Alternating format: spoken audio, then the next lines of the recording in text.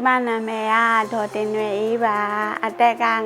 53ကျမ်းပြည်နယ်မြောက်ပိုင်းနန်းဆန်မြို့ပွန်ဟဲကြီးရွာရွှေမြင့်ဗလာလာစက်ရုံကပါရှင်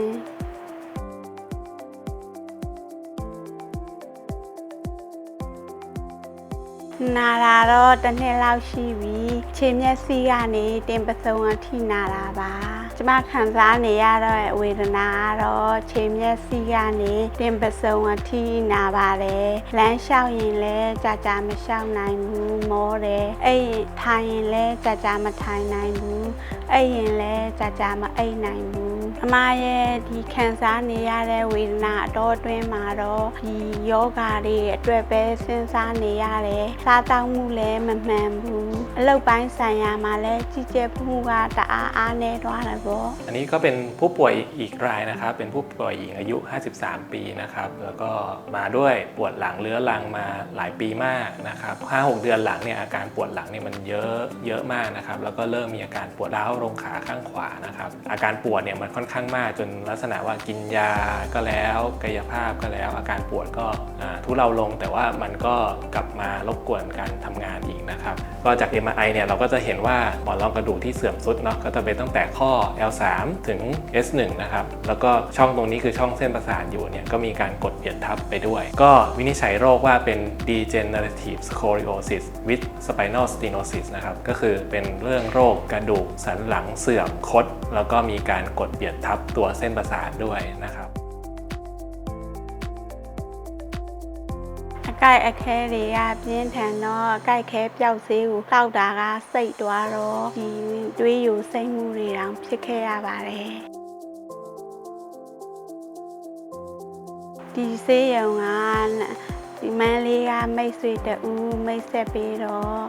ဆရာဝန်တွေကလည်းမန်းလေးကိုရောက်တဲ့အချိန်နဲ့စုံသွားတာနဲ့တွေ့ဖြစ်တာပါအခုက4ရက်အတော်အတွင်းကိုလမ်းလျှောက်ပြီးတော့တော်တော်လေးကောင်းသွားတော့ all family မိသားစု KDMS မိသားစုကိုလည်းအရန်ကျေးဇူးတင်ကြောင်းရွှေမြင့်ဗလာလာမှာမိသားစုဝင်နဲ့ထမင်းရှင်ဟင်းရှင်အားလုံးကိုလည်းကျေးဇူးတင်ကြောင်းအစအဆုံးကူညီပေးခဲ့တဲ့စကားပြန်မအစ driver အားလုံးကိုလည်းကျေးဇူးတင်ကြောင်းပြောချင်ပါတယ်ဟိုစားတော့အမအခုတက်တာသွားပြီဆိုတော့ဖရာတရားတွေလုပ်ပြီးတော့အမြဲတမ်းပဲမေတ္တာပို့ပေးပါမယ်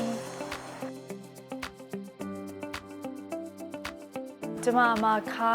ဒီလက္ခဏာမပေါ်ခင်မှာပေါ့နော်သူရဲ့ဒီခြေထောက်ပေါ့ဒီတင်ပစုံရိုးကနေဒီခြေထောက်အထိပေါ့နော်အဲ့ဒါလေးကိုတောက်လျှောက်နာနေတယ်လို့ပဲပြောနေတာပေါ့နော်ပြီးလို့ရှိရင်လမ်းလျှောက်တဲ့အချိန်ကျရင်လည်းကြာမလျှောက်နိုင်ဘူးပေါ့အဲ့လိုလက္ခဏာတွေကတော့အဓိကစပြီးပြတာပေါ့နော်အဓိကတော့ကျမတို့ကဆေးတောက်နေပဲအရင်သွားတာပေါ့နော်ကြိုက်ခဲပြောက်ဆေးနေပဲတောက်ပြီးတော့မှကုခဲ့တာပေါ့နော်ပြီးတော့မှမန္တလေးဆင်းပြီးတော့ပြန်လာကုတာပေါ့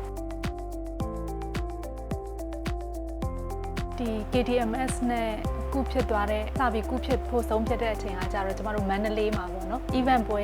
လေးလုပ်တဲ့အချိန်မှာဝင် join မိတဲ့အတွေ့အကြုံမို့လို့ဒီဆေးရုံမှာကုသဖို့ဆိုပြီးဆုံးဖြတ်ချက်ချဖြစ်တာပါဒီပွဲကိုဆရာနဲ့တွေ့ပြီးတဲ့အချိန်မှာပေါ့နော်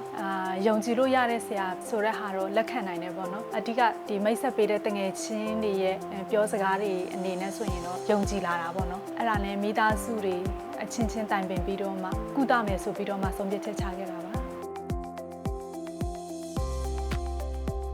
ဒီဆေးရုံကိုရောက်လာတဲ့အချိန်မှာတော့ခွဲဖို့အစတုန်းကလူနာအနေနဲ့ကတော့ကြိုတင်ပြင်ဆင်မှုတော့မရှိစိတ်ထဲမှာပေါ့နော်စိတ်ကနေကြိုတင်ပြင်ဆင်မှုမရှိတဲ့အတွေ့အကြုံမို့လို့ကျမတို့ပြောရမယ်ဆိုရင်မိသားစုဝိုင်းဝန်းပြီးတော့မှအားပေးစကားပြောပြီးတော့မှခွဲဖြစ်သွားတာပေါ့နော်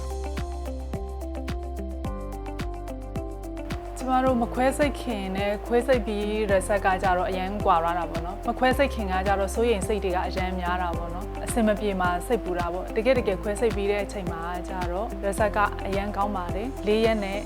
ထိုင်နိုင်တယ်လမ်းလျှောက်လာနိုင်တယ်အဲ့ဒါရဲ့နောက်တစ်ခုကကြတော့ကျမတို့ဒီလိုမြန်ဆန်လေးပြန်ကျန်းမာလာတာလေသူတစ်ဖြစ်ဆေးရုံကပေါ့နော်ဆရာဝန်ရဲ့ nurse တွေရဲ့အကုန်လုံးပေါ့နော်ဒါလာပြန်ရဲ့အကုန်လုံးရဲ့ကူညီပံ့ပိုးမှုတွေအများကြီးထောက်ပံ့မှုတွေလည်းအများကြီးပါပါတယ်အဲ့ဒါကို KDMS မိသားစုကလည်းအကုန်လုံးကျေးဇူးတင်ပါတယ်လို့ပြောချင်ပါတယ် ผลการผ่าตัดก็สำเร็จเรียบร้อยด้วยดีนะครับหลังผ่าตัดเนี่ยก็ประมาณสักทดสอบเดย์หนึ่งนะครับก็สามารถลุกขึ้นมายืนเดินได้นะครับทำกายภาพเบาๆได้นะครับต่อจากโรงพยาบาลเนี่ยก็เดินยืนได้คล่องขึ้นอาการปวดแผลที่บริเวณหลังก็ลดลงไปค่อนข้างมากนะครับส่วนอาการเดิมที่เคยมีก่อนผ่าตัดคือเรื่องปวดหลังที่มากแล้วก็อาการปวดร้าวลงขาเนี่ยก็ดีขึ้นตามลำดับนะครับนะ တကယ်လို့ဒါမိတ်ဆွေတွေကဒီကြောယူနဲ့ပတ်သက်တဲ့ပြဿနာတွေဖြစ်ခဲ့မယ်ဆိုရင်မန်လေးကမိတ်ဆွေ MMS နဲ့ဒီ KDMS မိသားစုကိုဒါစိတ်ချယုံကြည်စွာအားကိုးပြီးမှလာကူကြပါလို့တိုက်တွန်းလိုက်မယ်